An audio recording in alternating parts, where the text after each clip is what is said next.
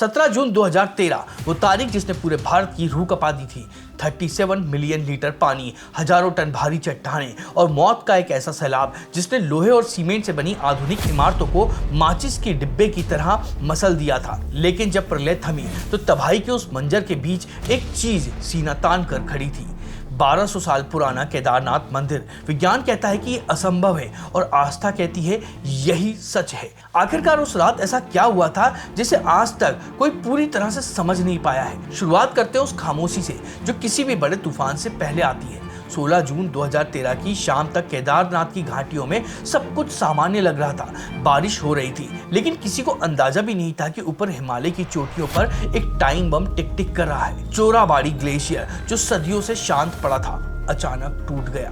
सुबह के 7 बज रहे थे। प्रत्यक्षदर्शियों ने बताया कि उन्होंने एक ऐसी आवाज सुनी जैसे आसमान में एक साथ 100 बम फट गए हों।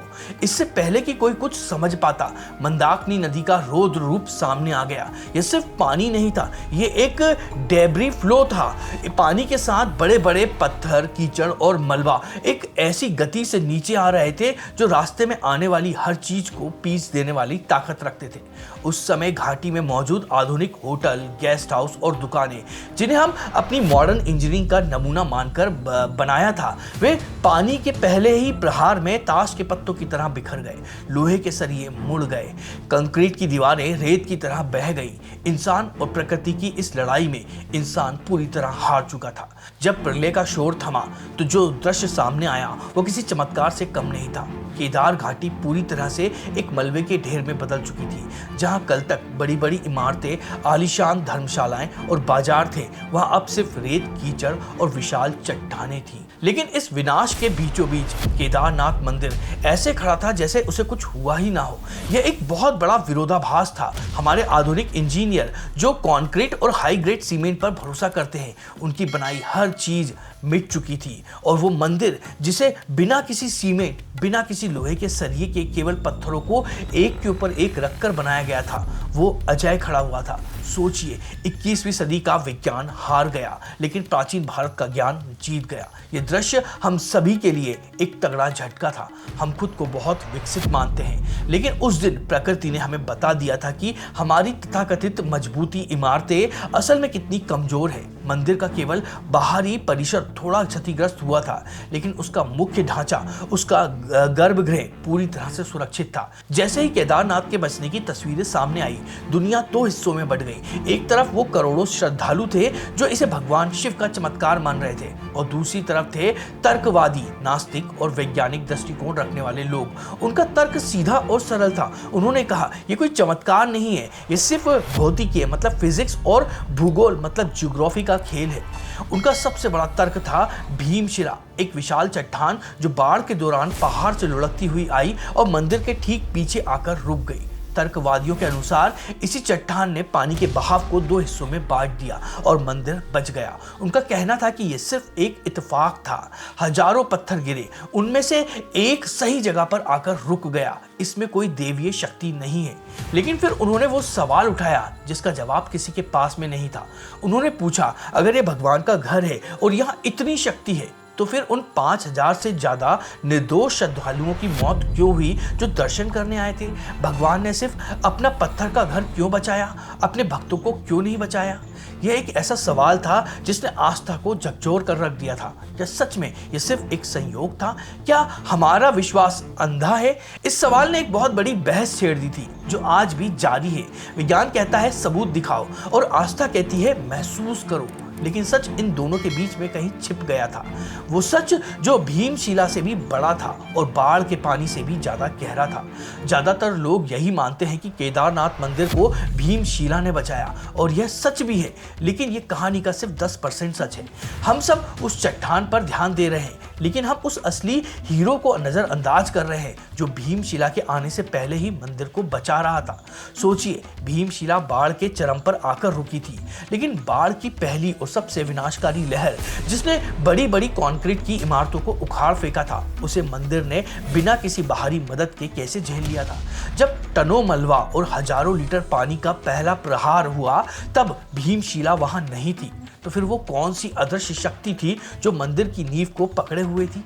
वो क्या था जो पत्थरों को अपनी जगह से हिलने नहीं दे रहा था? इसका जवाब मंदिर के बाहर नहीं बल्कि उसके अंदर छुपा हुआ है, उसकी दीवारों में, उसकी नींव में और उससे बनाने की उस प्राचीन तकनीक में जिसे आज हम लोग भूल चुके हैं। यह एक चट्टान को चमत्कार मान रहे हैं, जबकि असली चमत्कार तो वो पूरा का पूरा मंदिर ही है। मंदिर का बचना सिर्फ एक इत्तेफाक नहीं था और ना ही 2013 की बाढ़ इस मंदिर के जीवन की पहली सबसे बड़ी परीक्षा थी।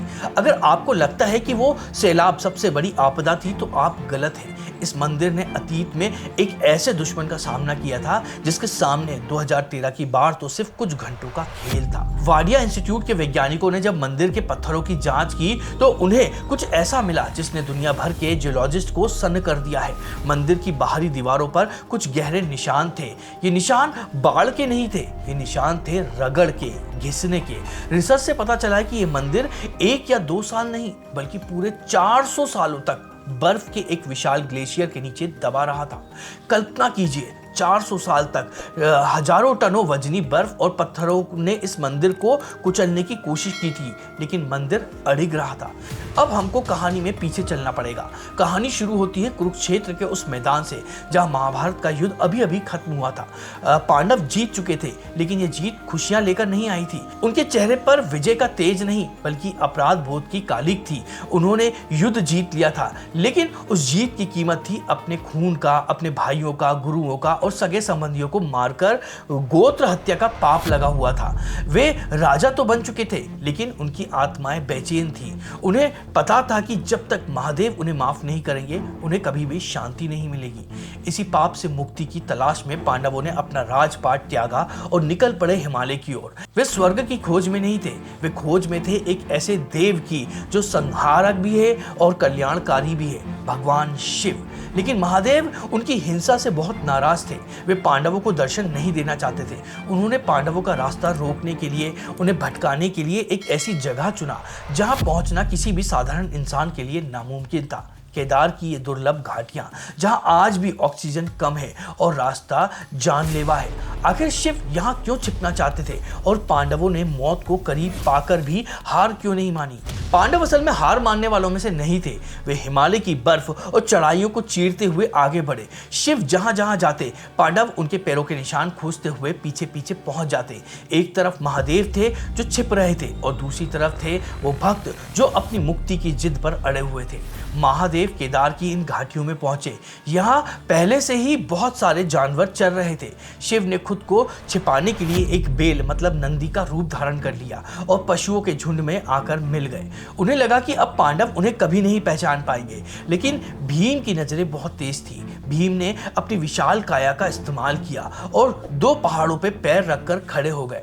उन्होंने सभी जानवरों को अपने पैरों के से नीचे से निकलने दिया, लेकिन एक बेल ने जाने से इनकार कर दिया। यह बेल कोई और नहीं, स्वयं महादेव थे। जैसे ही भीम उस बेल को पकड़ने के लिए लपके, वह बेल जमीन के अंदर समाने लगा। भीम ने अपनी पूरी शक्ति लगा दी। बेल जमीन के नीचे अंदर समाता चला गया और भीम ने उसका कुबर मतलब हम्प कसकर पकड़ लिया। महादेव पांडवों की दृढ़ता और उनके पश्चाताप को देख रहे थे। वे समझ गए थे कि पांडव अब पीछे नहीं हटेंगे। उसी पल महादेव वहां प्रकट हुए। उन्होंने पांडवों को दर्शन दिए और उन्हें उनके पापों से मुक्त कर दिया। बेल का जो हिस्सा बाहर रह गया था वह एक अचल और दिव्य शिला में बदल गया, जिसे आज हम केदारनाथ के मुख्य शिवलिंग के रूप में जानते हैं। लेकिन क्या आपने कभी सोचा है कि केदार शब्द का असली मतलब क्या होता है? प्राचीन ग्रंथों के अनुसार केदार का अर्थ होता है खेत, एक ऐसा खेत जहां अनाज नहीं बल्कि मुक्ति की फसल उगाई जाती है। महादेव ने इस दुर्गम स्थान को इसलिए चुना ताकि यहाँ केवल वही पहुंच सके जिसका संकल्प हिमालय की तरह अटल हो। आज हम यहाँ हेलीकॉप्टर से पहुंच जाते हैं, लेकिन हजारों सालों तक यहाँ पहुंचना मौत को दावत देने जैसा था। यह कठिन चढ़ाई ही वह तपस्या थी जो इंसान के अहंकार को मिटा देती थी। लेकिन यहाँ एक बहुत बड़ा सवाल खड़ा होता है। दुनिया भर में आपने भगवान शिव के अनगिनत मंदिर देखे होंगे। हर जगह शिवलिंग का एक निश्चित निश्चित आकार होता है, या तो बेलनाकार या गोल, जिसे पत्थरों को तराशकर बनाया जाता है। लेकिन केदारनाथ का शिवलिंग दुनिया के हर दूसरे मंदिर से बिल्कुल अलग है। यह महादेव किसी मूर्ति रूप में नहीं, बल्कि एक विशाल त्रिकोणीय चट्टान के रूप में मौजूद है। इसे ध्यान से देखिए, यह कोई इंसानी कारीगरी नहीं है, यह पहाड़ का ही एक हिस्सा है जो जमीन से बाहर निकला हुआ है। इसे स्वयंभू कहा जाता है, यानी जो खुद प्रकट हुआ हो। पौराणिक गाथाएं कहती हैं कि यह उस बेल का कुंवर है जिसे भीम ने पकड़ा था, लेकिन विज्ञान की नजर से देखे तो यह केवल नेचुरल रॉक फॉर्मेशन है। पर यहाँ पर एक गहरा रहस्य छिपा हुआ है। अगर यह एक प्राकृतिक चट्टान थी तो हजारों साल पहले प्राचीन निर्माताओं ने इसे ही मुख्य केंद्र क्यों चुना? उन्होंने उस उबड़ खाबड़ चट्टान के चारों तरफ इतनी सटीक ज्यामिति के साथ में मंदिर कैसे खड़ा कर दिया? यही वो बिंदु है जहां आस्था और तर्क आपस में टकराते हैं। केदारनाथ का यह त्रिकोणीय आकार सिर्फ एक पत्थर नहीं, ये एक एनॉमली है, एक ऐसी विसंगति है जिसे देखकर आधुनिक आर्किटेक्ट्स भी दंग रह जाते हैं। और सबसे बड़ी बात है, यह मंदिर सिर्फ एक धार्मिक स्थल नहीं है, ये एक टाइम कैप्सूल है जिसे एक खास मकसद से बनाया गया था।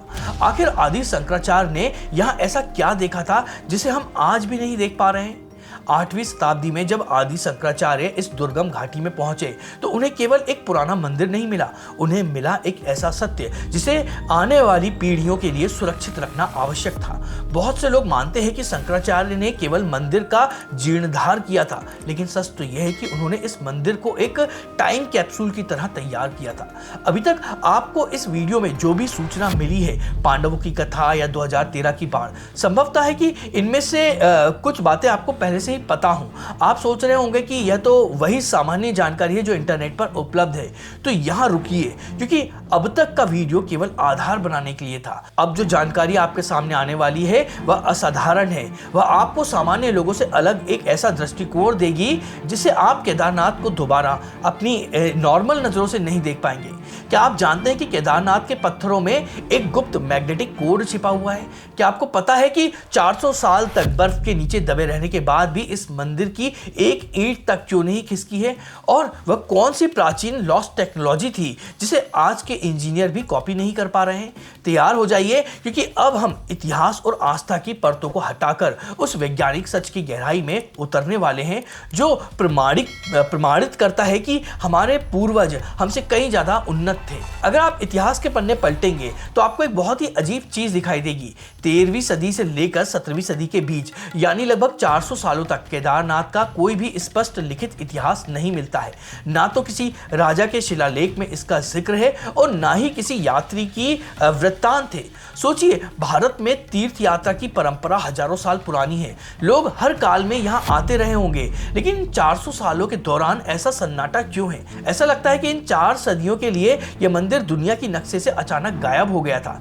क्या लोग महादेव को भूल गए थे या रास्ता बंद हो गया था? जवाब इससे कहीं ज्यादा चौंकाने वाला है। उस समय केदारनाथ मंदिर वहां था ही नहीं, कम से कम इंसान की नजर के लिए तो वो नहीं था। प्रकृति ने इस मंदिर को अपनी गोद में छिपा लिया था। यह वह दौर था जब पृथ्वी पर एक भयानक जलवायु परिवर्तन से गुजर रही थी, एक ऐसा दौर जिसने न केवल इंसानों को बल्कि इस विशाल मंदिर को भी पूरी तरह से अपनी चपेट में ले लिया था, जिसे इतिहासकार खोया हुआ समय कहते हैं। वह असल में विज्ञान की दुनिया का सबसे बड़ा सबूत बनने वाला था। देहरादून के Wadia institute of Himalayan geology के वैज्ञानिकों ने जब मंदिर की दीवारों को गहराई से अध्ययन किया तो उनके सामने एक ऐसा सच आया जिस पर विश्वास करना कठिन था। उन्होंने एक तकनीक का इस्तेमाल किया जिसे लाइकेन मिति कहा जाता है। पत्थरों पर उगने वाली खास तरह की काई या लाइकेन की उम्र से उस जगह के इतिहास का पता लगाया जाता है। वैज्ञानिकों ने पाया कि मंदिर के पत्थरों पर एक बहुत बड़े समय के दौरान में लाइकेन का कोई विकास नहीं हुआ था। इसका सीधा मतलब यह था कि वो पत्थर सदियों तक खुली हवा और सूरज की रोशनी के संपर्क में नहीं थे, वे किसी चीज के नीचे दबे हुए थे, और वो चीज मिट्टी या जंगल नहीं बल्कि बर्फ थी। 1300 से लेकर 19वीं ईस्वी के बीच का समय लघु हिमयुग यानी लिटिल आइस एज के नाम से जाना जाता है। इस दौरान पूरी दुनिया का तापमान गिरा हुआ था और हिमालय के ग्लेशियर नीचे की ओर बढ़ रहे थे। चोराबाड़ी ग्लेशियर ने पूरे केदारनाथ को अपने आगोश में ले लिया था। यह मंदिर 400 सालों तक बर्फ के नीचे सोया हुआ था। एक बहता हुआ ग्लेशियर किसी भी शांत बर्फ की चादर जैसा नहीं होता है। यह एक विशाल रेगमाल की तरह होता है जो अपने रास्ते में आने वाली हर चीज को पीस देता है। वैज्ञानिकों ने मंदिर की दीवारों पर ग्लेशियल स्ट्रिएशन यानी बर्फ के रगड़ने के गहरे निशान पाए हैं। ये निशान गवाह है उस भयानक संघर्ष के जो पत्थर और बर्फ के बीच में सदियों तक चला है। कल्पना कीजिए, लाखों टन वजन वाली बर्फ की चट्टान मंदिर की दीवारों से टकराकर गुजर रही थी। साधारण इमारतें तो छोड़िए, आधुनिक कंक्रीट के ऊंचे बांध भी इस दबाव को झेल नहीं पाते हैं और ताश के पत्तों की तरह बिखर जाते हैं। लेकिन केदारनाथ के पत्थर ने हार नहीं मानी। ये सिर्फ मंदिर की मजबूती नहीं थी, यह एक इम्पॉसिबल टेस्ट था। 400 साल तक बर्फ ने इस ढांचे को उत्तर से दक्षिण की ओर धक्का दिया था, लेकिन मंदिर अपनी जगह से 1 इंच भी नहीं हिला। मंदिर की दीवारों का पीलापन आज भी उस समय की याद दिलाता है जब यह ढांचा सूरज को देखने के लिए तरस रहा था। अब यहाँ एक बहुत बड़ा सवाल आता है, अगर ग्लेशियर मंदिर के ऊपर से गुजर रहा था तो मंदिर का गुंबद क्यों नहीं टूटा? अगर टनों मलबे ने दीवारों को दबा रखा था तो वे अंदर की ओर क्यों नहीं धसी? क्या इसे बनाने वालों को पहले से ही पता था कि भविष्य में यह ग्लेशियर आने वाला है? वैज्ञानिकों के मन में भी यही उलझन थी। बहुत से लोगों को लगता होगा कि यह सब बस एक इत्तेफाक है। कुछ लोग कहेंगे कि उस समय पत्थर आज के पत्थरों से ज्यादा मजबूत थे, लेकिन सच इससे कहीं ज्यादा गहरा है। आपकी पुरानी जानकारी शायद इस सच को स्वीकार ना करने दे, क्योंकि आपके दिमाग में पहले से ही जो सूचनाएं डाली गई हैं वो इसे स्वीकार ही नहीं करने देगी। पर केदारनाथ का ढांचा उस सोच पर एक करारा तमाचा है। इसकी बनावट में एक ऐसा डिजाइन कोड छिपा हुआ है जिसे आज के एडवांस सॉफ्टवेयर भी नहीं समझ पा रहे। अगर अभी तक भी उलझने हैं तो आगे जब सब कनेक्ट होगा तो ये सब कुछ क्लियर हो जाएगा। हम आज के समय में ईंटों को जोड़ने के लिए सीमेंट का उपयोग करते हैं, लेकिन सीमेंट की एक आयु होती है। 100 या 200 वर्ष बाद वह सूख कर अपनी पकड़ छोड़ देती है। केदारनाथ के निर्माताओं को कुछ ऐसा बनाना था जो सहस्त्रियों हजारों शताब्दियों तक में खड़ा रहे, लेकिन उन्होंने चुना शुष्क चिनाई ड्राई मैंसोरी का मार्ग।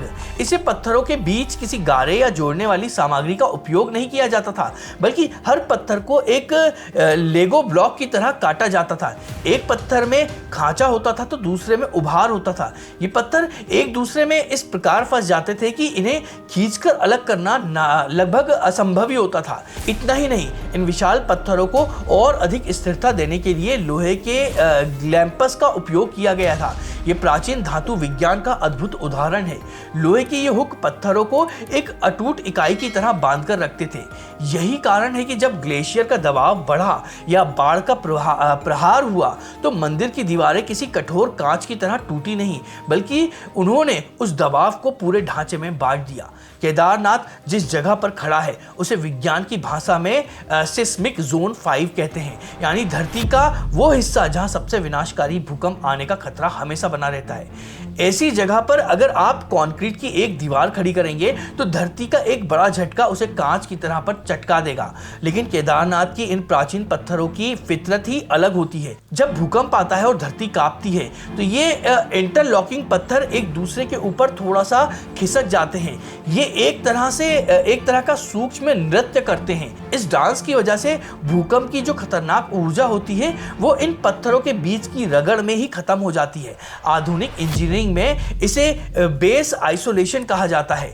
आज के दौर में जापान जैसे देशों में गगनचुंबी इमारतों को बचाने के लिए इसी तकनीक का एडवांस रूप इस्तेमाल होता है। भारत के प्राचीन मंदिर को अगर आप देखें तो लगभग सभी का मुख पूर्व की यानी सूरज के उगने की दिशा की ओर होता है, लेकिन केदारनाथ इस परंपरा को तोड़ता है। यह मंदिर दक्षिण की ओर मुख करके खड़ा हुआ है। बहुत से लोग इसे केवल एक धार्मिक नियम मानेंगे, लेकिन इसके पीछे एक बहुत गहरा वैज्ञानिक कारण छिपा हुआ है जिसे हम फ्लूइड डायनामिक्स कहते हैं। मंदिर के ठीक पीछे उत्तर दिशा में एक विशाल पहाड़ और ग्लेशियर है। अगर इस मंदिर को पारंपरिक तरीके से बनाया जाता तो इसकी चौड़ी दीवारें ग्लेशियर के सीधे प्रभाव में आ जाती और भारी दबाव की वजह से ढह जाती, लेकिन प्राचीन निर्माताओं ने इसे उत्तर दक्षिण की सीधी रेखा में बनाया है। मंदिर का उत्तरी हिस्सा जो पहाड़ की तरफ है वह किसी जहाज के अगले हिस्से की तरह त्रिकोणीय या नुकीला है। यह डिजाइन जानबूझकर बनाया गया था ताकि ऊपर से आने वाली बर्फ पानी या मलबा मंदिर से टकराने के बजाय उसकी दीवारों से फिसलकर बगल से निकल जाए। 12,000 फीट की ऊंचाई। आज वहां पहुंचने के लिए हमें आधुनिक हेलीकॉप्टर और मशीनों की जरूरत पड़ती है, लेकिन आज से 12,000 साल पहले जब ना कोई क्रेन थी, ना बिजली और ना ही पक्की सड़कें, तो वो हजारों टन भारी पत्थर वहां तक कैसे पहुंचे हैं? ये सवाल आज भी बड़े बड़े इंजीनियरों की नींद उड़ा रहा है। केदारनाथ मंदिर में लगे ग्रेनाइट के पत्थर वहां स्थानीय स्तर पर उपलब्ध नहीं है। रिसर्च बताती है कि इनमें से कई शिलाखंडों को कई किलोमीटर दूर से ऊपर लाया गया था। पहाड़ की ढलान इतनी खड़ी है कि वहां पहियों वाली गाड़ियों का इस्तेमाल करना लगभग नामुमकिन हो जाता है। तो क्या उन्होंने हाथियों का इस्तेमाल किया था या फिर हजारों मजदूरों ने अपनी जान की बाजी लगाकर इन पत्थरों को रस्सियों से खींचा था? कुछ लोग मानते हैं कि प्राचीन निर्माताओं ने बर्फ के रास्ते का इस्तेमाल किया था। सर्दियों में जब पहाड़ बर्फ से ढक जाते हैं तो घर्षण कम हो जाता है, भारी पत्थरों को फिसलते हुए ऊपर ले जाना आसान हो जाता है। अब तक हमने देखा कि कैसे प्राचीन इंजीनियरिंग और पत्थरों की बनावट ने इस मंदिर को अमर बना दिया है, लेकिन 17 जून 2013 की वो काली रात प्रकृति ने अपना सबसे विकराल रूप धारण कर लिया था। इंजीनियरिंग की एक सीमा होती है, पत्थरों की मजबूती का एक अंत होता है। जब ऊपर पहाड़ से 37 मिलियन लीटर पानी और लाखों टन मलबा एक साथ नीचे आ रहा हो तो कोई भी बनावट इसे रोक नहीं पाती है। यहां पहुंचकर विज्ञान हाथ जोड़ देता है। कुछ लोग कहेंगे कि विज्ञान ही सब कुछ है, लेकिन सच तो यह है कि अभी विज्ञान खुद पूरा नहीं हुआ है। कुछ साल बाद जब विज्ञान और अधिक विकसित होगा तो शायद वह इन घटनाओं को समझ पाए जिसे आज हम स्वीकार नहीं कर पाते हैं। लेकिन अभी के लिए यह रहस्य आधुनिक विज्ञान की समझ से बहुत दूर है। आधुनिक होटल ढह चुके थे, रास्ते बह चुके थे और अब उस सैलाब की सीधी नजर महादेव के इस मंदिर पर पड़ी थी। विनाश का वह तांडव मंदिर के द्वार पर आ पहुंच चुका था। अभी तक हमने मंदिर की जिस इंटरलॉकिंग तकनीक और विशिष्ट दिशा की बात की वह अपना काम कर रही थी, लेकिन हर भौतिकी निर्माण की एक सहन शक्ति होती है, एक सीमा होती है। जब हजारों टन भारी चट्टानों किसी बंदूक की गोली की रफ्तार से मंदिर की पिछली दीवार से टकराने लगी तो मंदिर की जड़ें हिलने लगी थी। मलबे का प्रहार इतना प्रचंड था कि पत्थरों के बीच लगे लोहे के जो कैम्प्स थे उनको भारी तनाव झेलना पड़ रहा था। सब कुछ समाप्त होने वाला था। विज्ञान की भाषा में कहें तो मंदिर की संरचनात्मक मजबूती अब अपने अंतिम बिंदु पर पहुंच चुकी थी। विनाश बस एक और प्रहार की दूरी पर था। ऐसा लग रहा था कि आज केदारनाथ का इतिहास और भूगोल दोनों हमेशा के लिए मिट जाएंगे। लेकिन तभी प्रकृति ने एक ऐसी करवट ली जिसे आज भी विज्ञान एक पहेली मानता है और आस्था एक रक्षक। उसी पल जब विनाश मंदिर को निगलने ही वाला था, ऊपर पहाड़ से एक भीषण गड़गड़ाहट हुई। हजारों टन वजनी एक विशाल चट्टान मौत की रफ्तार से लुढ़कती हुई मंदिर की ओर आई।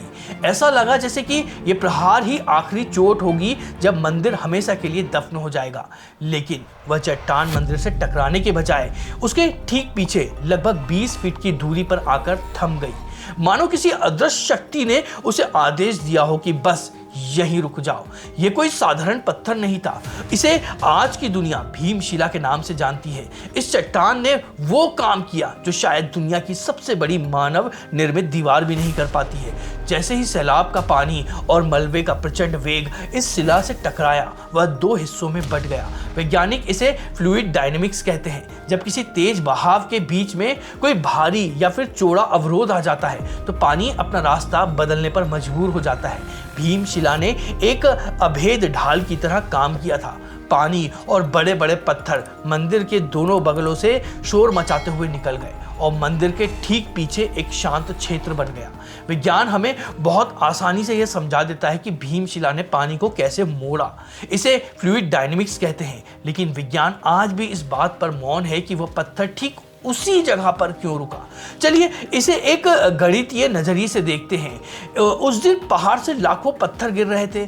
उनमें से ज्यादातर पत्थर या तो मंदिर से टकराकर बह गए और दूर निकल गए, लेकिन भीमशिला का मंदिर के ठीक पीछे 15 से 20 फीट की दूरी पर रुकना ये केवल एक संयोग नहीं हो सकता है। अगर ये पत्थर 10 फीट और आगे लुढ़कता तो यह मंदिर की पिछली दीवार से टकरा जाता और उसे पूरी तरह से ध्वस्त कर देता। और अगर ये पत्थर 10 फीट पीछे रह जाता तो पानी की लहरें शिला से टकराने के बाद दोबारा जुड़ जाती और मंदिर को उसी वेग से अपनी चपेट में ले लेती। वो पत्थर बिल्कुल उसी सटीक बिंदु पर रुका जहां से पानी का विभाजन मतलब बाइफिकेशन सबसे प्रभावी हो सके। सांख्यिकी की भाषा में लाखों संभावनाओं में से केवल एक का इस तरह सच होना किसी चमत्कार से कम नहीं था।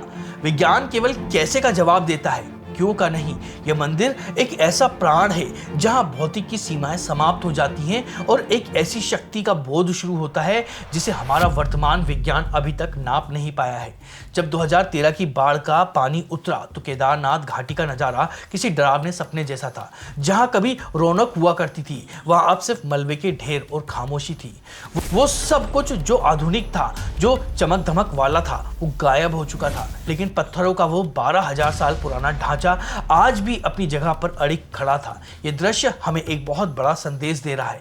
यह संदेश था हमारी आधुनिक जीवन शैली और प्रकृति के बीच के संतुलन का। हमारे पूर्वजों ने मंदिर को प्रकृति की चुनौती देने के लिए नहीं बल्कि उसके साथ जीने के लिए बनाया था। उन्होंने पत्थरों को जोड़ा नहीं था, उन्हें एक दूसरे में पिरोया हुआ था। उन्होंने बाढ़ को रोकने की कोशिश नहीं की, उसे रास्ता दिया। आज की इंजीनियरिंग और प्राचीन विज्ञान के बीच यही सबसे बड़ा अंतर है। आज जब हम केदारनाथ की उन गलियों को फिर से बसते हुए देखते हैं तो वे खंडर हमें याद दिलाते हैं कि अगर हम अपनी जड़ों को और प्राचीन ज्ञान को भूल गए तो इतिहास खुद को दोहराने में देरी नहीं लगाएगा। केदारनाथ महज एक मंदिर नहीं है, ये एक प्रमाण है कि जब इंसान का कौशल और प्रकृति की इच्छा एक साथ मिलते हैं तो इतिहास लिखे जाते हैं। हमने इस यात्रा में देखा कि कैसे पांडवों की तड़प ने इसकी नींव रखी, कैसे आदि शंकराचार्य ने इसे पुनर्जीवित किया और कैसे 400 सालों की बर्फ और 2013 की प्रलय भी इसे मिटा नहीं सकी है। कुछ लोगों के लिए यह आज भी केवल पत्थरों की एक मजबूत बनावट है, लेकिन सच तो यह है कि कुछ सवालों के जवाब विज्ञान के पास में आज भी नहीं है। इसका मतलब यह नहीं है कि वो गलत है, बल्कि इसका मतलब यह है कि वह अभी जो हमारा विज्ञान है वो खुद को पूरी तरह से विकसित नहीं कर पाया है। आने वाले समय में जब हमारी समझ और गहरी होगी तो शायद हम उस अदृश्य ऊर्जा को भी नाप पाएं जिसे आज हम केवल आस्था कहते हैं। यह मंदिर हमें सिखाता है कि जो ज्ञान समय की कसौटी पर खरा उतरता है वही शाश्वत है। हमने भीमशिला के भौतिकियों को समझा, पत्थरों के नृत्य को देखा और प्राचीन इंजीनियरिंग की उस शुद्धता को महसूस किया जो आज के दौर में भी दुर्लभ है। यह एक ऐसा संगम है जहां तर्क और विश्वास एक दूसरे का विरोध नहीं करते हैं बल्कि एक दूसरे को पूरा करते हैं। इस पर आप क्या सोचते हैं? क्या केदारनाथ का बचना केवल एक महान इंजीनियरिंग थी या फिर कुछ ऐसा था जो हमारी समझ से परे है? अपनी राय आप हमें कमेंट में जरूर बताइएगा और अगर ये वीडियो पसंद आया तो उसको लाइक करिएगा और साथ में ही कमेंट को स्वैप करके अभी हाइप नाम का एक नया ऑप्शन आया है तो आप इस वीडियो को हाइप भी करिएगा, अपने साथियों के साथ में इस वीडियो को शेयर भी करिएगा। और अगर आप इसी तरह से हिंदू धर्म से जुड़े हुए वीडियो देखना चाहते हैं तो उसके लिए हमारे चैनल को सब्सक्राइब जरूर करिएगा। चलिए मिलते हैं किसी और वीडियो में।